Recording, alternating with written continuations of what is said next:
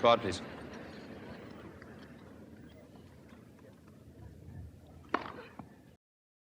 The 2021 US Open women's singles final between Emma Raducanu and Leylah Fernandez was an exciting spectacle.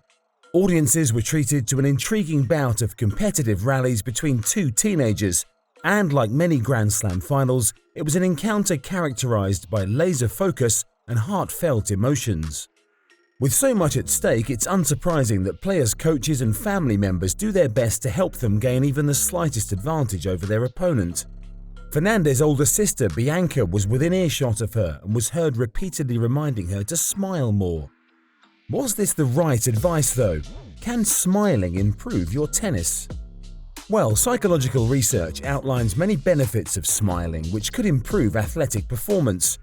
Smiling activates neuropeptides, which lower stress and facilitate the secretion of hormones such as dopamine, endorphins and serotonin. These hormones don't only make us feel good, but can also provide relief from physical pain. Feelings of happiness associated with smiling can also boost concentration. It's notable that eventual winner Raducanu was widely praised for her ability to meet triumph and trouble with the same infectious smile. Researchers have also found that athletes who compete while feeling pleasant emotions were more likely to play well than those who experienced unpleasant emotions. With this in mind, smiling appears to be great advice to competitors, as it would boost confidence and motivation and relieve pain, key ingredients for high-quality tennis. It's unfortunately not that simple though.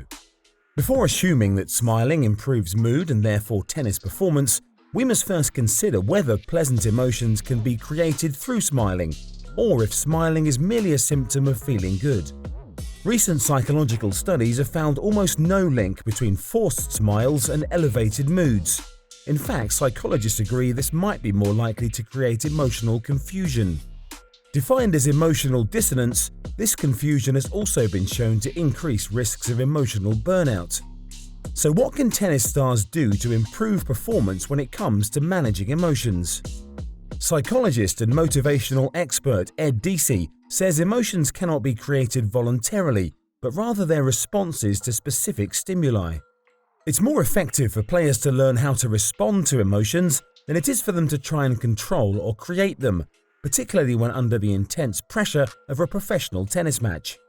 Players should learn to identify how their emotions change, how they respond to those emotions, and the function of each of those emotions. Essentially, it's very personal. While Raducanu seems to respond better when calm and smiling, her compatriot and mentor Andy Murray prefers to fire verbal volleys at himself and his box, or fix supporters with a firm, stern stare. Psychologist and emotional intelligence expert Dr. Susan David explains that emotions are our body's way of communicating our deep-seated value systems and can be useful in serving practical functions. When players understand the functions of their emotional responses, they can learn how to use those feelings to improve performance. Like Raducanu and Murray, several players have been known to use emotional responses to their advantage. Kevin Anderson, who constantly encourages and rewards himself, often reframes negative experiences by fist-pumping and encouraging himself, whatever the state of the match. Feelings of hopefulness, according to psychologists, can boost reaction time. Pleasant emotions aren't the only useful ones though. Players such as John McEnroe, who adopt seemingly aggressive approaches but don't let their anger spiral out of control, can utilize this anger positively, as it's been shown to increase gross motor power in serves and returns.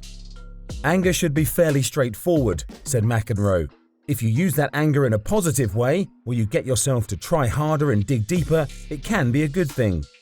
The lack of emotion has also proven useful for Nick Kyrgios, whose apathetic tanking at stages in matches has confused and unnerved opponents and been instrumental in several wins.